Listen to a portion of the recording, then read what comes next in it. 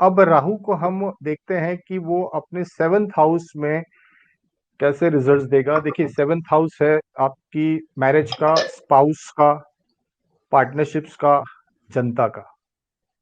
तो वैसे राहु जैसा ग्रह, जो कि मैंने राहु को बहुत डिस्क्राइब किया था कि राहु के पास कोई बाउंड्रीज नहीं है। राहु किसी रूल रेगुलेशंस को नहीं मानता है। राहु एक अपने ही तरीके से काम करने वाला ग्रह है। और वो जो सेट बिलीफ सिस्टम्स है या सेट जो ट्रेडिशनल सिस्टम्स है उसको ब्रेक करने में बिलीव करता है।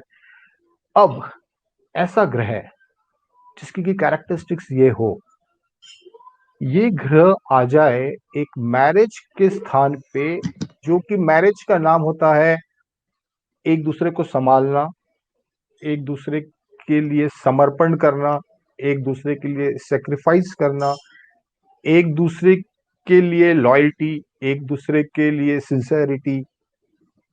और ये ग्रह जब इस स्थान पे आएगा, जो कि उसकी इनहेरेंट क्वालिटी ही नहीं है, उसकी कोई क्वालिटी नहीं है कि वो सेक्रीफाइस करे, उसमें पेशेंस नाम की चीज नहीं है, जबकि मैरिज में पेशेंस लगता है।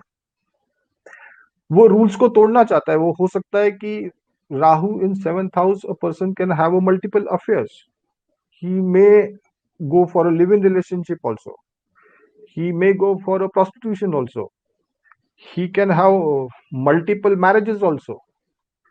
So Rahu in this place of a marriage, because marriage demands or a partnership demands a trust, a loyalty, a binding, a value system has to be placed when we talk about partnership or a marriage. If it is going to be a long, if it is going to be a long lasting. सो जो राहु इस घर जब भी seventh house में आएगा तो वो problem create करेगा ही करेगा, प्रॉब्लम क्रिएट करेगा ही करेगा। मैं उस एक्सटेंट तक की बात कर रहा हूं कि हो सकता है कि यहाँ का राहु थोड़ा सा पॉजिटिव हो तो भी प्रॉब्लम क्रिएट करेगा। हो सकता है कि यहाँ पे बैठे हुए राहु पे गुरु की दृष्टि हो। इसका मतलब ये नहीं होगा कि प्रॉब्लम जीरो हो जाएंगी, या प्रॉब्लम्स जो मैं आपको बता रहा था कि होंगी ही नहीं। सिर्फ ये होगा कि शादी बची हुई रहेगी, बट प्रॉब्लम तो रहेगी। राहु इन सेवंथ हाउस, क्योंकि राहु की कैरेक्टरिस्टिक्स इस हाउस से जो डिमांड है, इस हाउस की जो डिमांड है वो फुलफिल नहीं करता, कि उसका बेसिक नेचर ही नहीं है। वो बाउंड्रीज को तोड़ने बिलीव करता है, जबकि ये पूरा शादी ही अपने आप में एक बाउंड्री है।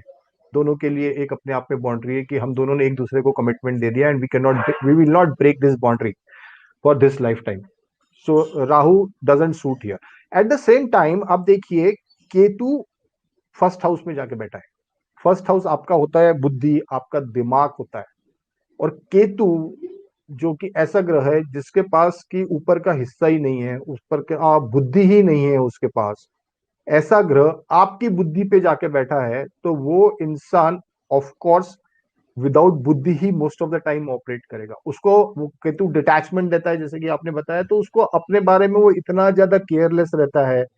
वो अपने बारे में सोचता नहीं है, मनी मैटर्स के बारे में सोचता नहीं है। That person is deceitful nature, ungrateful रहता है, बहुत ज्यादा अनस्टेबल रहता है, कौन से टाइम पे बदल जाएगा। Ketu is not a planet of expansion, it is a planet of introvertness. तो उसका नेचर बड़ा अंतर्मुखी टाइप का रहता है। कुछ ना कुछ सस्पेंस वाली चीजें हर समय उसके दिमाग में चलती रहती है। But yes, Ketu in first house person have got a strongest intuition powers, strongest intuition powers. ऐसे पर्सन के पास इंट्यूशन पावर बहुत स्ट्रांग है।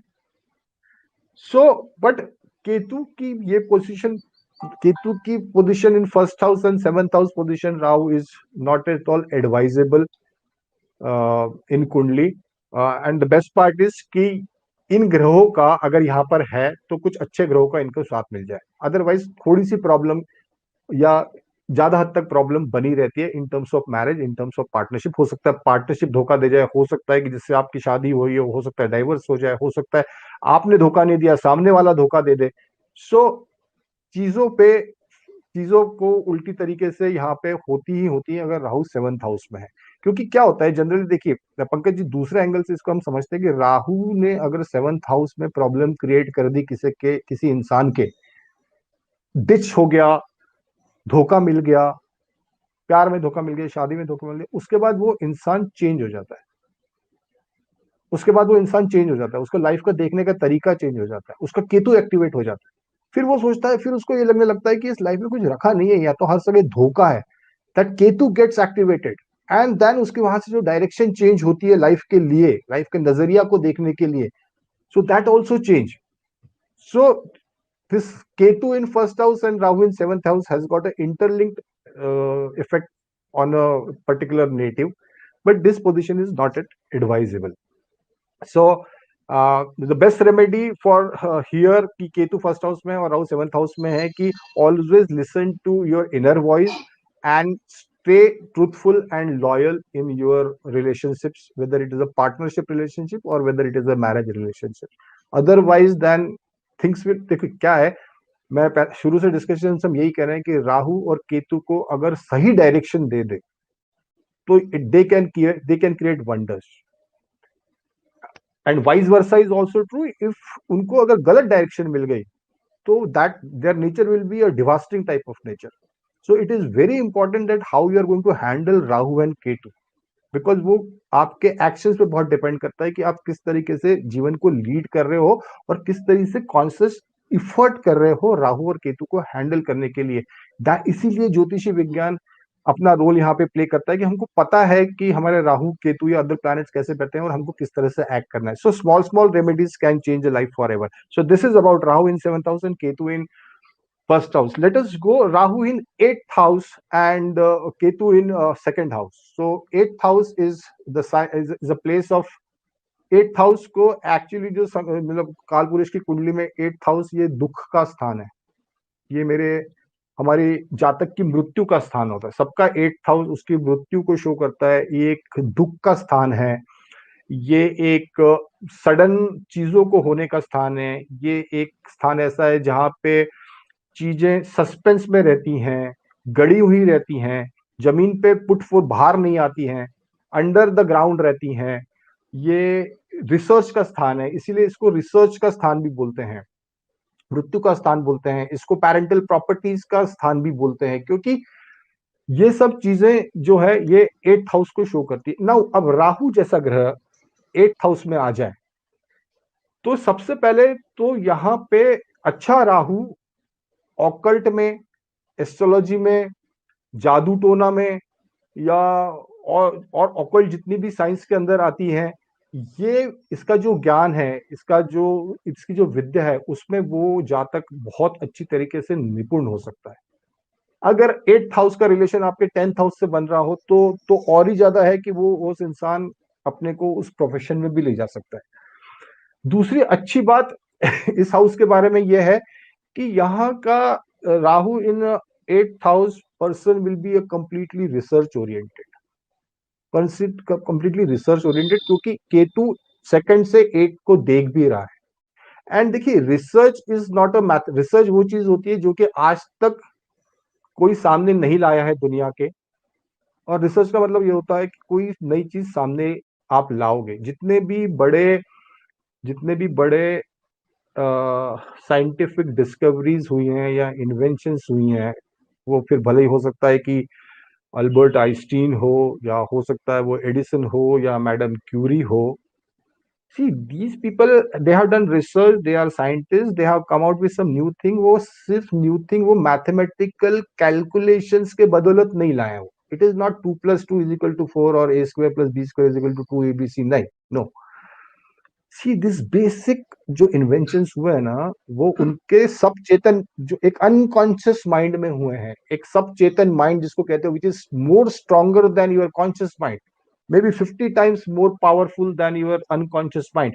And when that picture, when the Rahu or Ketu aspecting 8th house, तो वो चीजें activate हो जाती हैं, क्योंकि यहाँ पे इंट्यूशन पावर्स एक्टिवेट हो जाते हैं। और ये जो मेजर जो डिस्कवरीज हुई है ना, वो पंकज जी ऐसी हुई है कि रात में किसी को ख्याल आया कि वो, क्योंकि आप दिन भर सोच रहे हो, कंटिन्यूसली आपको ध्यान आता है. It is not a mathematical calculation, it is about the mathematical calculation. I am talking about that intuition power जिससे कि वो डिस्कवरी को लेड हुआ. उनको भी पता नहीं है कि ये चीज उनके दिमाग में कहां से आई है, बट वो सबकॉन्शियस माइंड में, दिमाग के डिफरेंट डिफरेंट लेयर्स के नीचे इतनी अंदर छुपी हुई है. और जब आपका अचेतन माइंड काम करता है और जहां अचेतन माइंड इंट्यूशन आती है, तो दैट इज केतु. तो Rahu here can make the person absolutely a good researcher. He can have a knowledge of good occult science, जादू टोना, इन सब चीजों का वो बहुत बड़ा ज्ञाता हो सकता है. बट राहु यहाँ पे हेल्थ इश्यूज भी देता है, particularly related to stomach, related to abdomen, your genitals. So their problem could occur. Accident, person can be accident prone if not taken properly.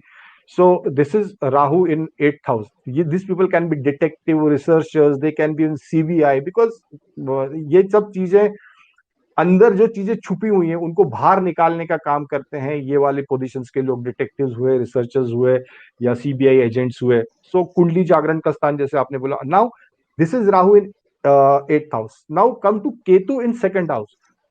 Second house is vani. Ketu second house is vani. तो कुछ केतु के जो results है वो कुछ चीजें से तो डिटैच कर देगा. हो सकता है फैमिली से डिटैच कर दे, हो सकता है वेल्थ से डिटैच कर दे, हो सकता है प्राइमरी एजुकेशन से डिटैच कर दे, हो सकता है फैमिली लाइफ उतनी कंफर्टेबल ना हो सकता है ईटिंग हैबिट्स अनऑर्गेनाइज हो. But has related to spiritual activities, Ketu in 2nd house will do good. As far as Ketu in 2nd house, इंसान की काली जुबान रहती है. अगर उसके मुंह से खुदा ना खास्ता कोई चीज निकल जाए, believe me, it is going to happen. It will take place. And Ketu here, if not properly placed, he could be a bad speaker, he could be using a harsh language, he could be using a vulgar speech, and he will be a straightforward in talk. मतलब वो scissor जैसे काम करती है ना केतु, वो वाला काम कर देगा. एक मतलब एक मारी दो चीज, मतलब बात भी इतनी तीखी करेगा कि सामने वाले को वो तोड़ देगी, भेद देगी वो उसको. This is Ketu in 2nd house. So Ketu in 2nd house, Rahu in 8th house. Meditation is the only source. See, in most of the remedies for Rahu and Ketu, meditation is only source, because meditation is something which put you on a ground level, which connect you with the divine, and that is the ultimate power. So in most of the remedies, meditation is this. So this is Rahu in 8th house and Ketu in 2nd house.